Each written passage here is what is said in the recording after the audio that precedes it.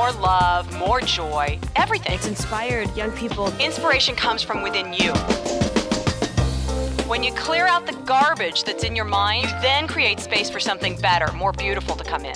Let's have life and have it more abundantly. I say yes. It's like taking a workshop. I get to be in my pajamas. We have a very active imagination, which is why it's important to learn how to harness it and then point it in the direction you want to go. I listen to your show every day. It's time now for Living Your Inspired Life with Susan Burrell. Susan is no-nonsense, inspirational, motivational, and fun. This is positive talk radio. Practical wisdom for everyday life. It's a gift you give yourself. Now, here's Susan. And welcome to Living Your Inspired Life. You're listening to News Talk 1590 KVTA. And on Living Your Inspired Life, we tune in, tune up, and develop our own power perspective. So as you're listening, if you want to check out what's happened before this moment, go to livingyourinspiredlife.org and listen to all the wonderful conversations we've been having. And today is going to be another amazing conversation because I am so grateful to have joining me today Don Miguel Ruiz Jr. Hi, Miguel. Hi, Susan. How are you? Thank you so much for having me on your show. I'm really grateful. You are going to be coming to the Ventura County area. You're going to be doing a workshop at Westlake Center for Spiritual Living on July 19th, right? Yes. Next weekend, 2 weekends from now, yes. Yeah. So it's going to be from 1 to 4. So I just want to tap on that at the beginning because I think this conversation is going to be all about that. Yeah.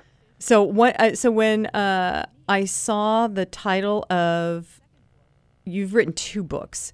And when I saw the title of your first book, The 5 Levels of Attachment, I went, oh, well, wouldn't you know it, because I am so attached to all my stuff. And so I'm grateful to have this conversation with you today, not just for me, but for our listeners. And then you've written a second book, Living a Life of Awareness. So I want to back up for our listeners who may not know your lineage. Could you explain that to everybody? Sure. My family comes from the descendants of Toltec masters, or what they know as Eagle Knight warriors, and it's based on oral tradition. So the thing about oral tradition is it goes back as living memory. So my great grandfather Don Ezekiel is the one who says we're descendants of the Toltecs. Along each generation, they teach it in a way that's relevant to their own life, according to that present moment. My grandmother, Madre Sarita, taught in her own unique way. She opened up a little temple in San Diego, California, where she shared it with the community. And then her son taught it in his own unique way and wrote a book called The 4 Agreements, Mastery of Love, Voice of Knowledge. And all of which I have, by the way, Miguel. Yeah. And from that point of view, I come from that lineage of sharing an old tradition that is meant to be translated into a language that we can all understand. So you can say that the name Toltec is a Nahuatl word that in English means artist. So if I use the phrase the Toltec path of transformation and translate it to 100% English, it means the artist path of transformation. Oh. Where our free will, you could say, my yes and my no are the instruments by which I chisel or create my work of art, which is my life. My life is this clay that I work with, or the empty canvas that I'm continuously paint an image, a painting that either reflects the beautiful, harmonious dream or the most perfect nightmare, but I'm the one co-creating it with myself and with the people around me.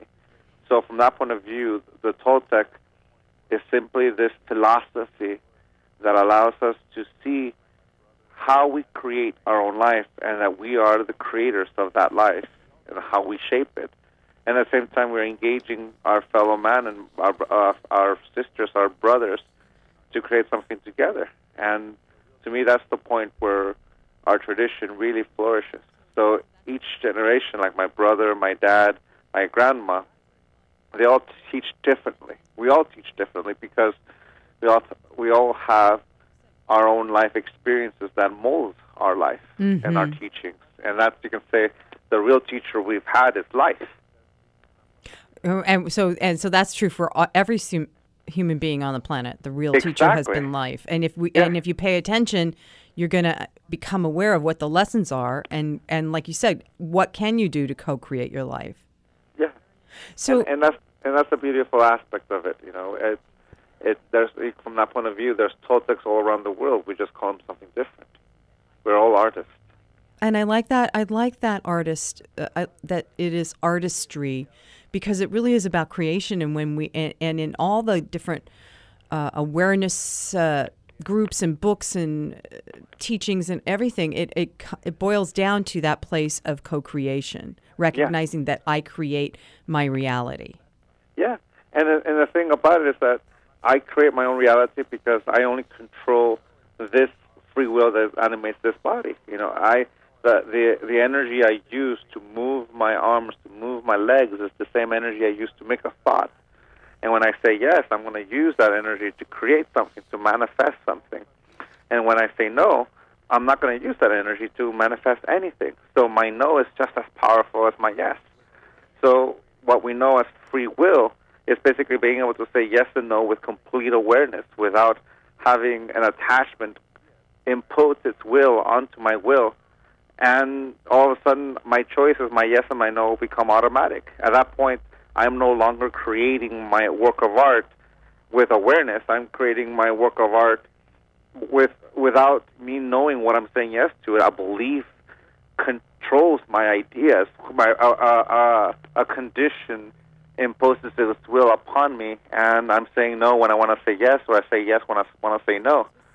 So you can say at that point, we're not living our life authentically. We're living our life as we think we should. And you can say that's the difference, you know, between free will and a will that's subjugated. I want to versus I have to. I'm smiling here, Miguel, because you just described what I've been going through the last week.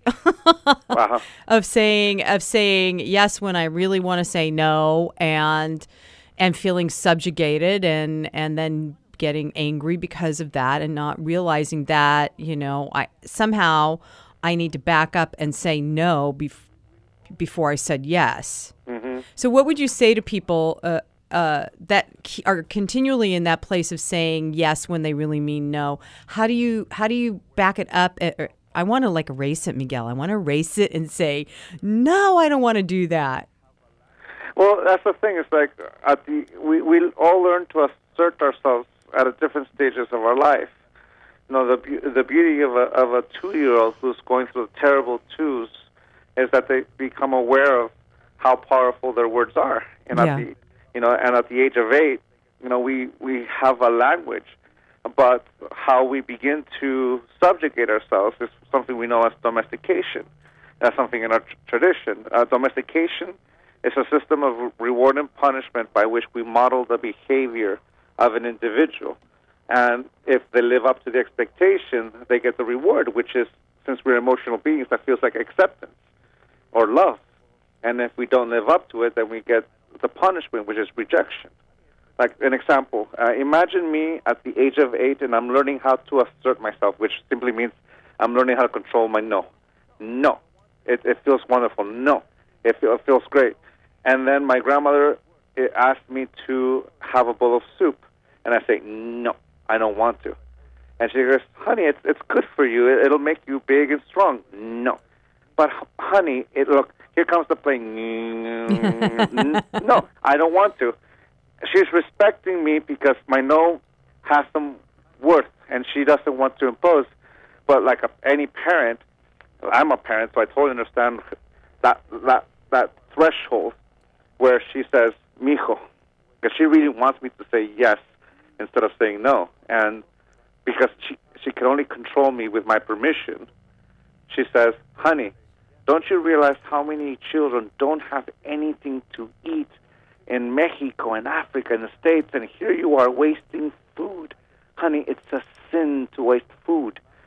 And I'm going, I don't want to look like a selfish child in front of her eyes, but I really don't want to look like a sinner. So I say, yes, Grandma, I will eat the soup. And I finish the bowl. And when I finish it, she says, that's my boy, that's a good boy. I get the reward. I got the reward for not looking like a selfish child, but more importantly, I didn't look like a sinner. And then fast forward 30 years later, at the age of 38, which I'm now, I'm going to a Mexican restaurant, and they serve me this big old plate of food. And halfway through, my body tells me the truth. I'm full. And I hear consciously or subconsciously, I hear, it's a sin to waste food. And I answer consciously or subconsciously, yes, Grandma. And I finish the whole plate. Right. At that very moment, my body told me the truth. I can't handle this anymore. It's too much food. But a belief or a condition was so strong that 30 years later, I still said yes, even when I wanted to say no. And it's that powerful.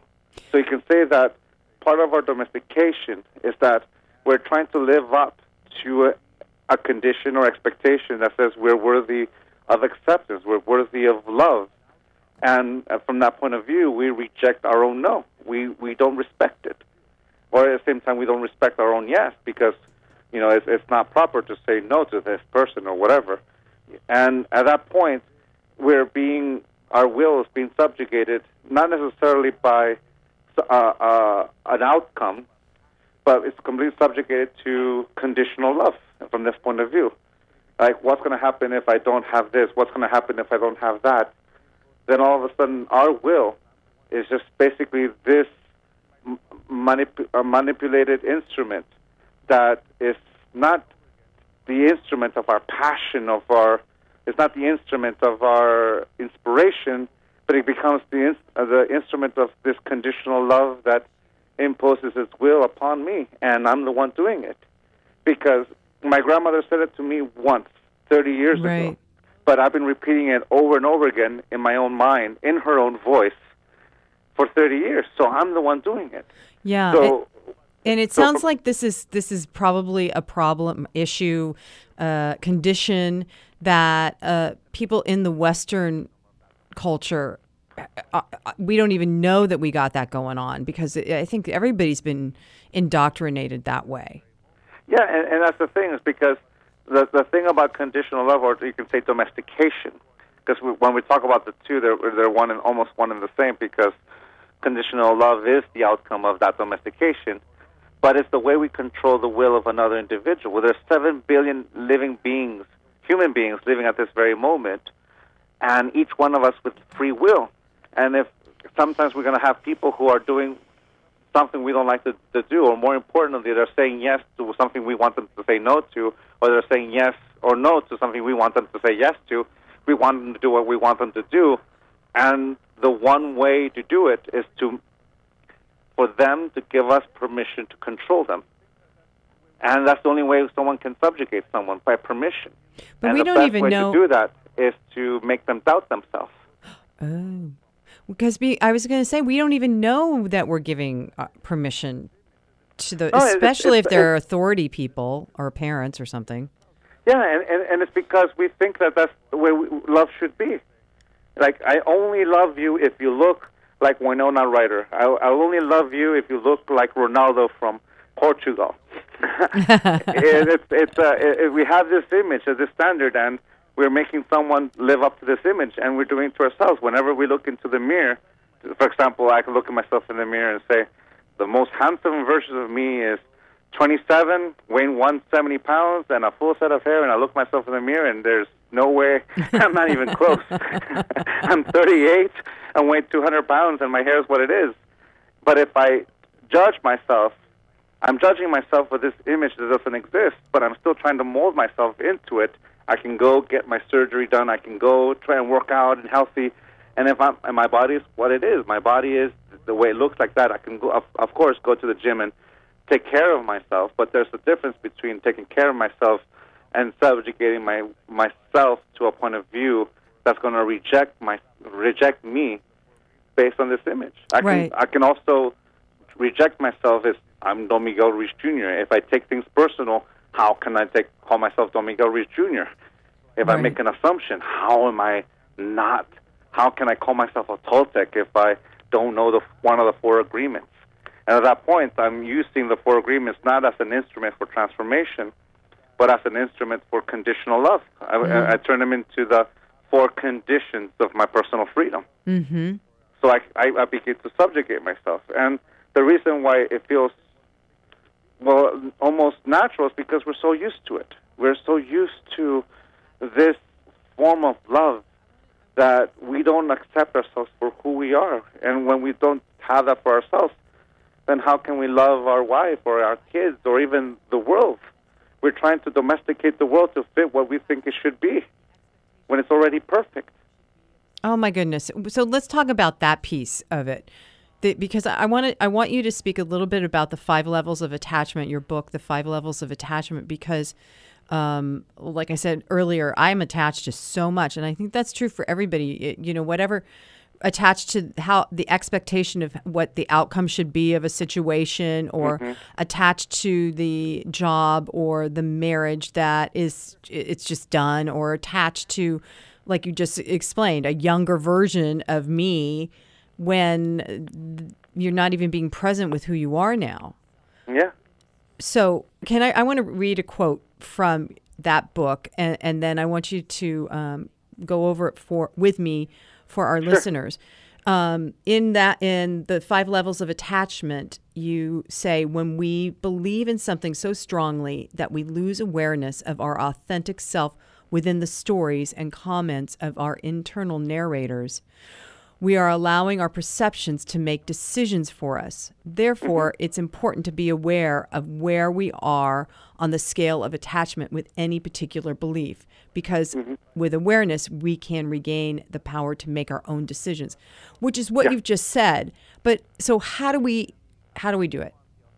Well, if we look at the 5 levels of attachment as an instrument rather than this model by which I should live my life, it's an instrument that allows me to become aware.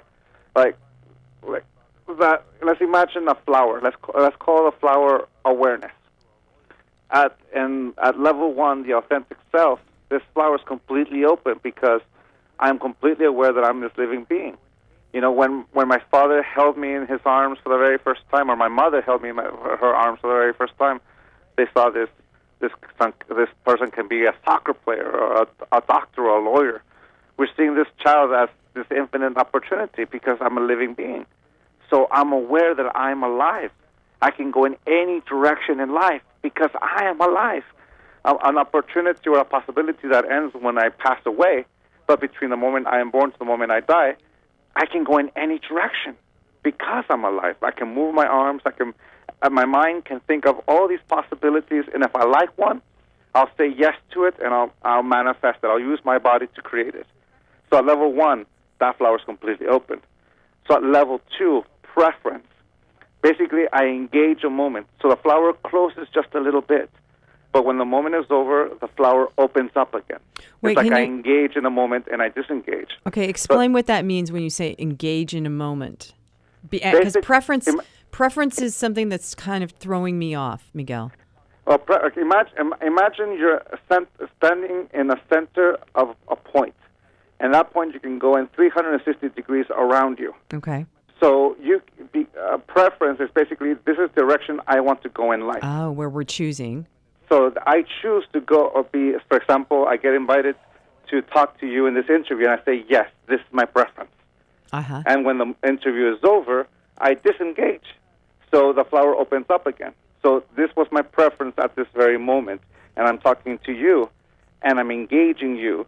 And when this moment is over, I detach, and I open up again. So what I'm hearing you say when you say that, Miguel, is it's almost like it's a quantum physics kind of idea of looking at the infinite field of flowers or potentiality and focusing on one that makes it your focus for a while, and then when you're done, you disengage. Exactly. Okay. Right now, when I finish with this interview, there's going to be lunch ready for me downstairs. I'm going to engage my family in lunch, and when we finish, I'm going to disengage, and I'm going to engage my work, and then I'm going to disengage. I'm going to talk to my dad. I'm going to disengage. Basically, I'm engaging and disengaging or attaching or detaching every moment of my life. So you can say an attachment is basically making something that's not a part of you as you invest of yourself emotionally or psychologically or energetically with something. Mm-hmm. So at level 2, I'm able to engage that's something that's not a part of me, and I'm able to disengage that thing that's not a part of me.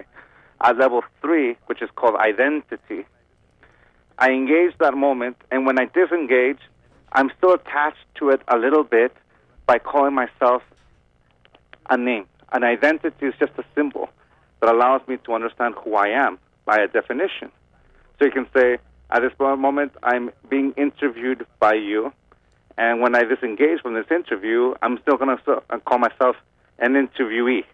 Now an interviewee for the rest of my life. I was interviewed by Susan at the show, or I'm an author, or I'm a vegan, or I'm a San Diego's Padres fan, and even when they're not playing, or even when I'm not eating. So I give myself an identity, a definition. So now I attach myself to something by making it a part of me, even when I'm not engaging in it. So the flower doesn't open up when the moment is over. And if I begin to domesticate myself with that identity, then we go to level 4, which is internalization. I begin to domesticate myself in the model of this identity, this thing that's not a part of me. I have to be a good vegan or not a good vegan or a meat eater. I have to be a good Padres fan or I have to be a good Toltec. And this is where the 4 agreements becomes distorted. Let's use the image of the 4 agreements or what is a Toltec. All of a level 2 and a level 3, I can engage the 4 agreements. At level 2, I use it as an instrument to inform my choices. At level 4, I'm going to call myself a Toltec now because I've read the book. And then at level 4, I have to live up to this image. In order to be worthy of love, I have to be living the 4 agreements every day. Oh, I forgot the 5th agreement. Oh, no, how can I love myself? No, I didn't. I forgot the 5th agreement. Be skeptical, but learn to listen. And all of a sudden, there's a downward spiral of self-rejection, of judgment, that for not living up to the expectation. And now I have this 5th agreement, and I don't know how to be skeptical, and then I turn the 4 agreements into the 4 conditions. Then at level 5, fanaticism. Oh. I become, at level 5, that flower completely closes, where I only hang out with people who are impeccable with their own word. I only hang out with people who live up the 5th agreement and all the agreements. Toltec is the only way. And at that point, I start shunning anything outside. You know, you can say that at level 3, I can call myself a Toltec, but I can still hang out with a Buddhist or a Christian or a Muslim. Like, hey, we all love God. I love God. Let's talk to each other. You know, At level 4, I begin to domesticate and reject. And at level 5, there's only one path. And at that point, I reject. So that's the thing about fanaticism. I turn something beautiful and turn it into something that's going to create a division. And we've certainly seen how that has or has not worked in the world of late. Yeah, because all those beautiful traditions are about unity. It's about this thing about love. But our domestication can corrupt it to something that creates division. I only love you if you live up to the 4 agreements. I only love you if you're impeccable with the word. Oh, honey, you're not being impeccable with the word. How can you be my wife? And that's where the domestication happens. So from that point of view, at level 5, our will is completely subject because our beliefs control our yes and no. It even controls who is in our life, who we accept and who we not. But at level 1, everything is the beautiful grace of life, of God, of love. We are living beings. So, Don Miguel, what we're going to be doing is in the next half hour, we can talk about how we get back to that level 1, yes? Yeah. Okay.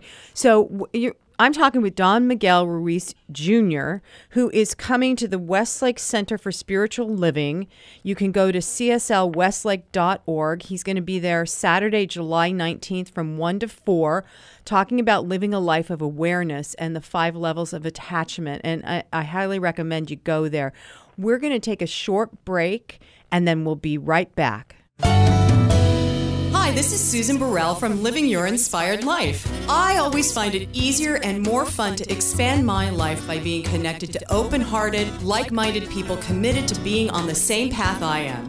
If you feel the same way, I suggest you visit a Center for Spiritual Living. There are wonderful communities in Ventura, Ojai, Santa Barbara, Oxnard, Pleasant Valley, Camarillo, and Westlake Village. You'll find terrific people, great information, and more tools to help you live the life you were born to live. So go to csl.org to find a center near you. That's csl.org for a center near you.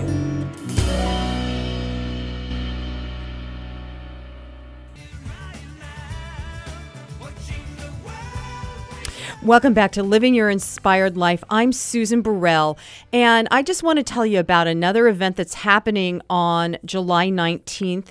This one's happening at the Ventura Center for Spiritual Living. It's an evening. It starts at 7 p.m., so you can go do the workshop with Don Miguel Ruiz Jr. in Westlake and then head over to Ventura for a really wonderful evening. Listening to a man that I highly respect. He's going to be on the show with us next week. His name is Nipun Mehta, and he has started something called Giftivism, if I can say it, Giftivism, which means giving out, and it's the radical practice of generosity in order to change the world. And he has been making dramatic shifts by just being of service and giving space for people. He has some websites where people all over the world can be of service with no strings attached. So that's at Ventura Center for Spiritual Living, July 19th at 7, Nipun Mehta.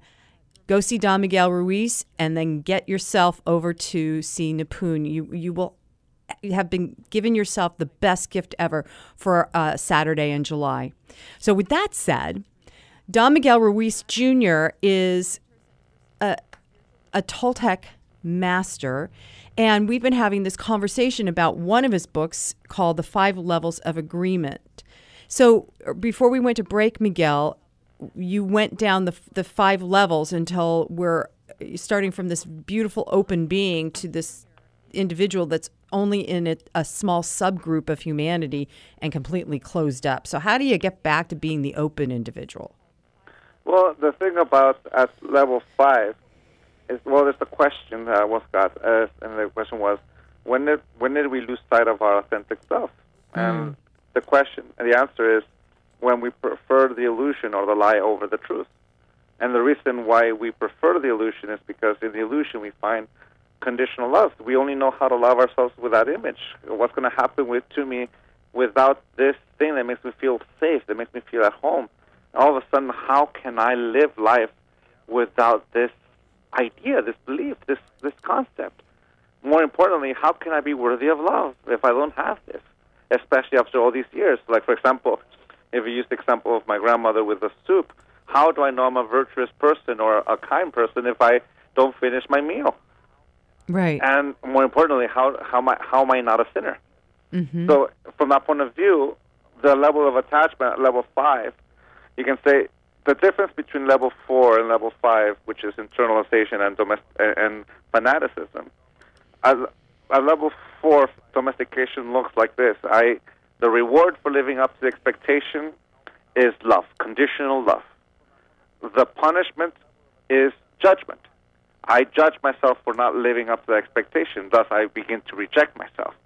So whenever we're judging others, we're punishing them for agreements they never made. So that's what a judgment is to it. Wait. I want you to repeat that. When we are judging others, only because I got this going on inside me. Yeah. But when we're judging others, we are punishing them for an agreement that they didn't make.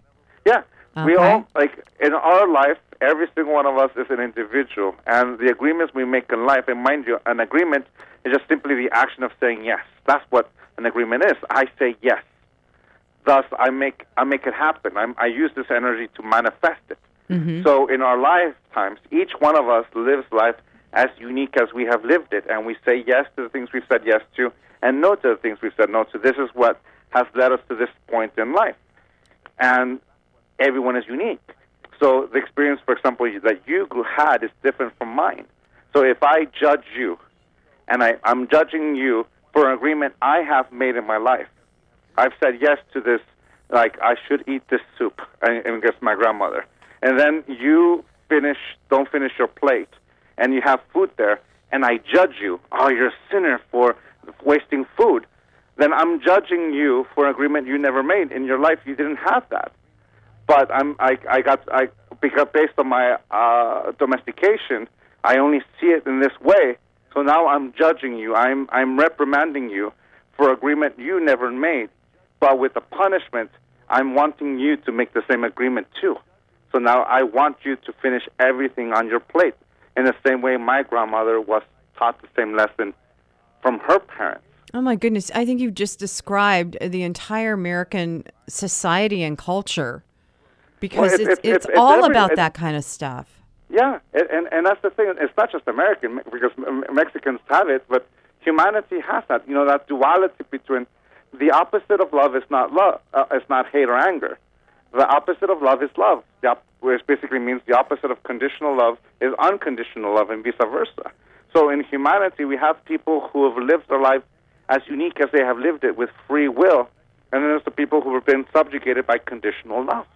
And when we do that, it's a war of imposing wills, of who's going to domesticate who's going to control who's, just that point of view. And when that happens, well, it's a complete conflict, a perfect nightmare of whose conditional love is more than the other.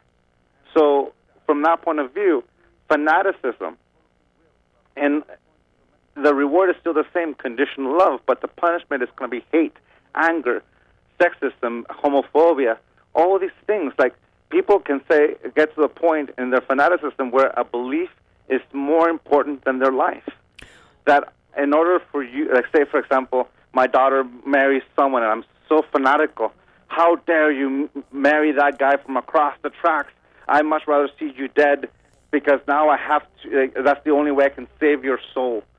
That's the belief of fanatic. Basically, death in the name of love, where the punishment is that since you didn't live up to this idea, an idea is more important than someone's life.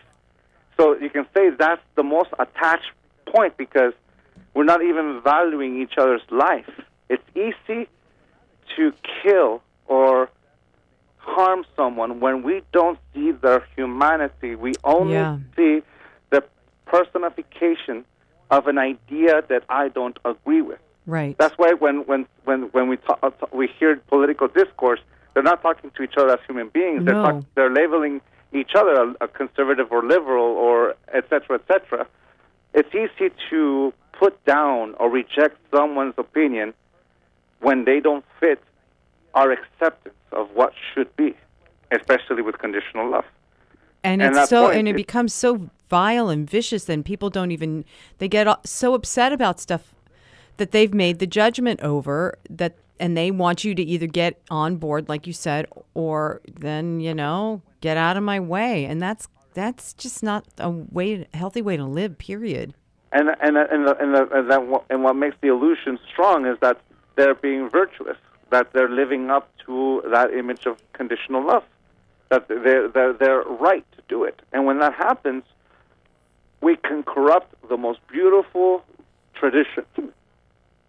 Doesn't matter what part of the world.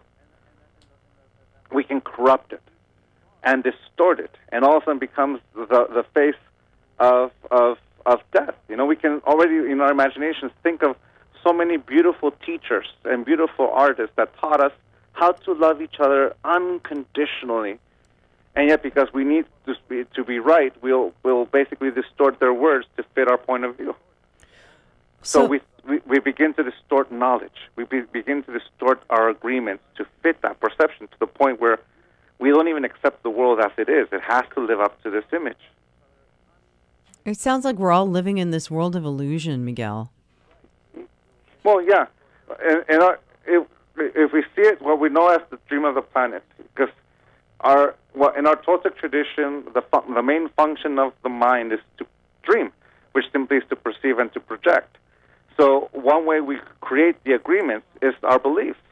Our words that we use have meaning because as a society or as a culture, we give it a definition, and we can have words that are an innocent term here in the States, but in the UK, it could be in a complete obscenity.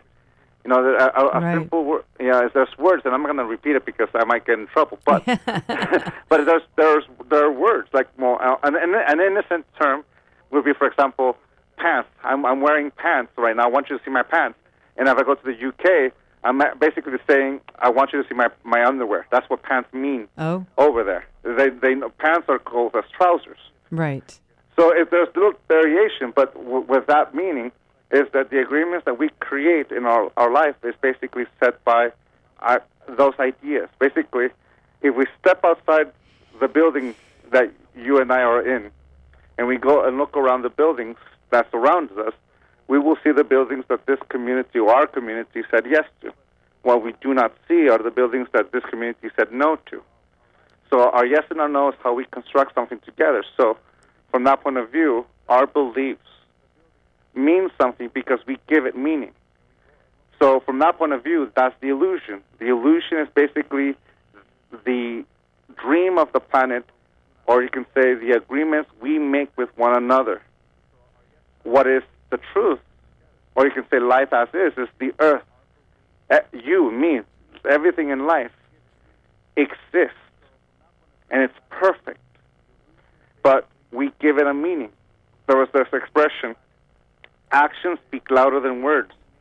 Well, let me add something to that. We use words to describe every action, and that's where the illusion comes in. The words we use to construct our society is an illusion set by agreement. For example, 50 years ago, to say I live in a red state meant that you lived in a communist state. Right, right. But now, 50 years later, or 60 years later, to say we live in a red state, we live in a conservative Republican state. So the phrase red state is the same, but the meaning has shifted because the beliefs and the ideas have shifted, have changed. So from that point of view, the illusion is simply the agreements we make. But what is truth is the action, life. You can see all around you, and if you see the world, you see it. You see the truth. You see the trees. You see the kids playing in the park. You're seeing all these actions. And what the illusion is, our interpretation, the meaning we give it. So from that point of view, it's basically this relationship between the mind that allows us to understand and the symbols we use to have that understanding. So from that point of view, I know it's a little confusing, but basically, if I use my body, for example, my body is the truth. My idea of what the body should be is the illusion. If I look at myself in the mirror, if the handsome version of me is that 27-year-old, the illusion is that belief of that 27-year-old. The truth is this person who's standing right here, right now. So when we domesticate each other, we're trying to fit into a belief that only doesn't exist. It's only existing because we agree with it. As soon as we change our mind, even that idea changes, like a red state. So one of the things that you are talking about when you do your workshops is this idea of letting go of the fear of what you are without your beliefs. Mm-hmm. So you've just described to us what the beliefs are and how they create the illusion and they kind of double back on you so that you don't even know where the belief began or the illusion. But this is what caught my attention is this: who would you be if you weren't your beliefs? And I think the fear factor is huge for people not to even look at this judgment or this belief or this no I said yes to or yes I said no to is what's keeping me hooked. Well, I grew up in a juxtaposition. I grew up Catholic and I grew up Toltec. As Catholic is no longer religion. Toltec is no longer a religion because as a society it ceased to exist over 500 years ago, so it's not a religion because of that. It's a philosophy. But since I grew up with it, there's two images, there's two stories that run parallel to one another that I've noticed. In my Catholic tradition, there's the tree of knowledge and the tree of life. Mm-hmm. And in the Toltec, is the mask of Tezcatlipocatl, which is the smoky mirror, the smoke that doesn't allow you to see who you are. If I use the two images and I put them together, then I'll put it to you with the 5 levels of attachment. At level 5, I have a smoke that doesn't allow me to see beyond the tips of my nose. That's Tezcatlipocatl right there, the smoky mirror. That's basically, imagine the tree of life not being able to see beyond the tips of their nose. Everything is a distortion. Then I'm able to let go enough to clear some of that smoke, and I see a reflection in the mirror, and I believe the reflection to be the truth. Oh, yeah, yeah. So if you use the image of the tree of life and the tree of knowledge, all of a sudden that smoke clears, and I see the tree of knowledge, which is a reflection, and I believe the tree of knowledge to be the truth, just as in the image. So I begin to think that what I see is the truth and not me. I'm not the truth, but what I see is. So I have to live up to that image. I have to live up to that tree of knowledge. I have to live up to that reflection in the mirror. At level 3, identity, I'm able to let go of the conditions that make me want to live up to that image, and me and the reflection are one. Knowledge, the tree of knowledge and the tree of life are one. They're a perfect mirror of one another. So in the Toltec tradition, that's the mask that I put on. The reflection I see is the mask, and I am the mask. So the mask is simply the identity. Then I become aware that I'm able to take off the mask. I'm able to take off the mask, and you can say I become aware that the mask is not truth, that I am the truth. If we use that with the image of the tree of life, the tree of life becomes aware that it's the truth, and the tree of knowledge is just reflecting the tree of life. Oh. And at level 1, I am the truth. I am life. I am aware. I am here. With the tree of life and tree of knowledge, there's only been one tree. The other tree didn't exist. Right. So if I use that parallel with one another, if I use those traditions, I become aware that every belief I have, if I pay attention to every belief in my belief system, at the root of them there's a yes. There's nothing in my belief system I said no to. There might be something I said, a negative that I said yes to, but anything I said no is not in my belief system because I don't give it meaning. I don't give it attention. I don't give it energy. The only thing I believe are the things I said yes to. So if there's anything negative in my belief system, I have the complete freedom to change my mind, to turn that yes into a no. Something that at level 4 and level 5, fanaticism and internalization, I don't realize that I have that choice because I thought that agreement, that belief was the truth.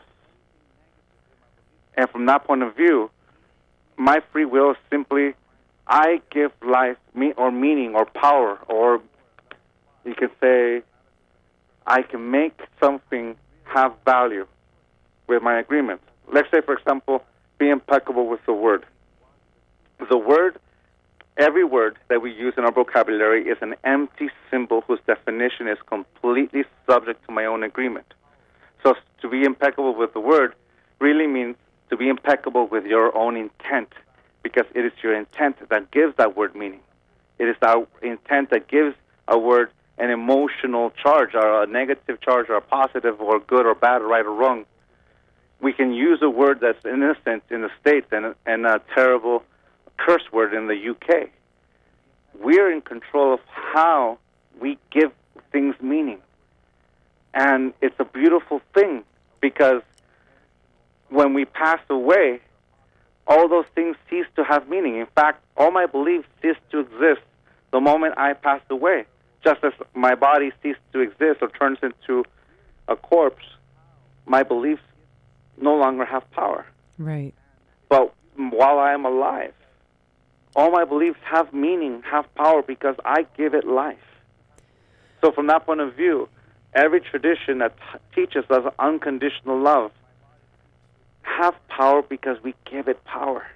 And that's the beautiful thing. Yes, at the beginning of the show, you were describing how to let go of all that junk in our mind. Mm-hmm. Well, that junk is there because we believe it and we put it there. And we have the perfect freedom to change that yes that gives that junk life into a no and cease to exist. I accept the truth. For example, I forgive my grandmother for using that condition on me. And I forgive myself for repeating that for 30 years. Okay, so I just heard you use the F word. I just did because you said forgive.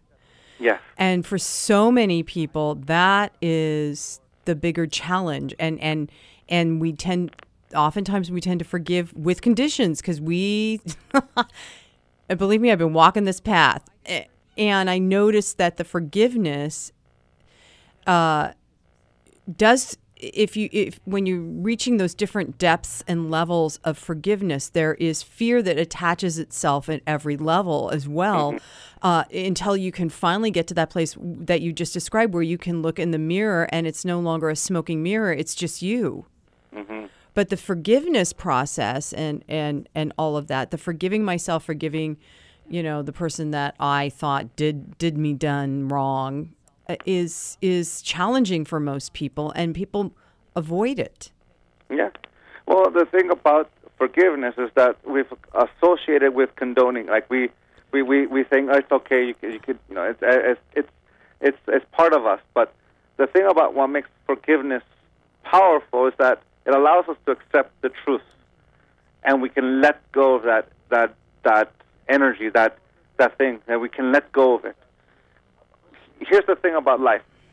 Life domesticates us too, because I was trying to figure out how to live life without domestication, and it's difficult because we misunderstood it, or we've been misusing it. Mm-hmm. You see, life is an action-reaction. For every action we take, there's a consequence, a natural consequence. For example, if we lived up in Canada, and we live in a place that has a lot of snow, so if we don't get all our wood during the summer and the fall, we don't harvest our food, and we don't keep it during the winter, we're going to suffer the consequence of not doing that. So we've created action-reaction, consequences for every action. We create laws, and we have consequences for those laws. That's the difference as a condition. Now, we distort it because we say, if you want to live up to my expectation, you have to be worthy of it. So if you're not worthy of it, you're going to be subject to my punishment. But if you live up to it, then you're going to be worthy of my acceptance. So they mirror each other, but there's that distortion. So when we forgive someone, we're basically accepting the truth of what's happening, and we've decided not to let that poison or that action harm us anymore. Nor will we carry the weight of it. But we're still going to allow the consequence. For example, imagine that a scenario of a couple that the husband cheated on the wife, and the wife forgives the husband, but still divorces him and says, hey, I thought you forgave me. Well, I forgive you, but there's still the consequence. This relationship is over because you violated my trust. The consequence is still there. But I am not going to carry the weight of the anger or the hatred towards you. I'm not going to be angry at you, but you're still going to suffer the consequences. So, Miguel, I guess I'm trying to I totally agree. You've just described my life. I can't even believe it.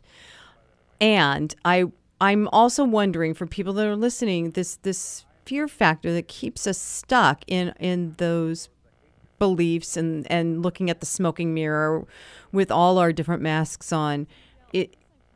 Is there an easy way to get through it? Or is it like dedicated?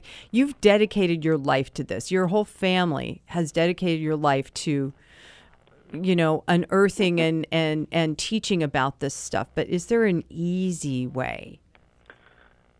Well, yeah. I know that's a loaded question. I know. No. It is. And Alcoholics Anonymous and any rehab has taught us that it is.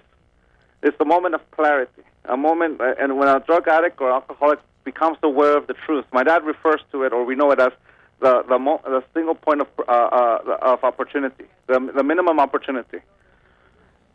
The moment of clarity is basically that moment where we become aware of what we've created, and we have a choice. Do I continue or do I let go? If we decide to continue, then we're going to continue on with the drugs, or we're going to continue on with the illusion. We become aware of the truth of the illusion. For example, in my case, my name is Miguel Ruiz Jr. If I want to domesticate myself with the image of Don Miguel Ruiz Jr., the truth is that guy does not exist. Don Miguel Ruiz Jr. does not exist. I exist, this human being. And I become aware that I've used the 4 agreements to domesticate myself for all those years. All right, now I have a choice. Do I continue to domesticate myself with the 4 agreements, or do I let go? And part of letting go is like, all right, I'm going to shift my life, and I'm going to let go, and I'm going to forgive myself. Forgive them, Father, they do not know what they do. Forgive me, Father, I did not know what I do.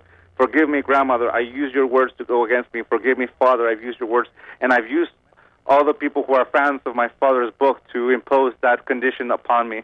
I forgive you. And now that I have the aha moment, that moment of clarity, it is going to be my effort and my discipline that's going to allow me to redirect my life. Just like as I'm able to take a step forward, that's the moment I choose to go in that direction of my preference. At any given moment, I can change my life because I'm alive. That's the thing about discovering our mortality. When I'm dead, the opportunity ends. But there's plenty of life to be lived between now and then. How I choose to live it is up to me. If I become aware that I've been drinking all this soda and I've been eating all this sweet bread and I'm weighing 200 pounds and I now have sleep apnea, which is the truth, I have sleep apnea. Well, the solution is to lose some weight and go run, and I'm about to run my 3rd half marathon of the year. Good for you. Thank you. And it took me 2 years to get to this point, because 2 years ago I started the process and I was barely able to run 1 mile. But through the process of repetition, of following my discipline, and discipline just simply means I remind myself to apply my effort. That's really it. That's what makes it easy. I'm reminding myself that I'm going to apply my effort, that I'm going to take a step forward. That's what makes it easy. Does it take 2 years? It probably will, but it's easy. It's easier than following an illusion. An illusion requires so much to defend because it doesn't exist. But to accept the truth requires no effort at all. And the truth is, I'm able to take a step. I'm able to take enough steps at a certain pace that says I'm jogging, and I'm able to jog for 13.1 miles. And I decided that I'll run a full marathon when I'm able to run a 2-mile half marathon. But at this moment, I'm not there yet. I'm only able to run it at 2.45. And that's the truth. And I accept myself. If I want to domesticate myself, I'll say, Miguel, you can only be worthy of love if you're able to run a half marathon in 2 hours. Well, then I'm only going to accept myself when that thing happens. But if I love myself unconditionally at this very moment, then it's unconditional love that's going to help me take that step, because I'm accepting where I am at right now, and I'm happy. Yes, I'm able to run a 13.1 miles in 2 hours and 45 minutes. Awesome. Awesome. That's perfect. And that's what makes it easy. I am alive to make the effort and follow with my discipline this capacity I have to manifest my dreams. Don Miguel Ruiz Jr., I'm deeply grateful. I said it at the beginning, I'll say it again. I'm deeply grateful to have you on and have this conversation. And you are the author of 2 books, Living a Life of Awareness and The 5 Levels of Attachment. And I'm deeply grateful that we got to have this conversation today. And I just want to close with a quote from one of your books, if that's okay with you. Thank you. Thank you so much, Susan. Because it talks about what you were just talking about love and accepting yourself. And I love this quote. I think I'm going to put it on a Post-it for me to read every day. Oh, thank you. And so you said, Don Miguel Ruiz Jr., You said, you know I'm teasing you, right? Yes, of course. You said in your book, you said, love is accepting ourselves just the way we are, with all of our flaws and our ever-changing belief system. You are nothing else but who you are. You are not the person you were a year ago. You're not the person you will be in a year. You aren't even the person you think you are. You simply are, and that must be enough. And I'm going to finish with, and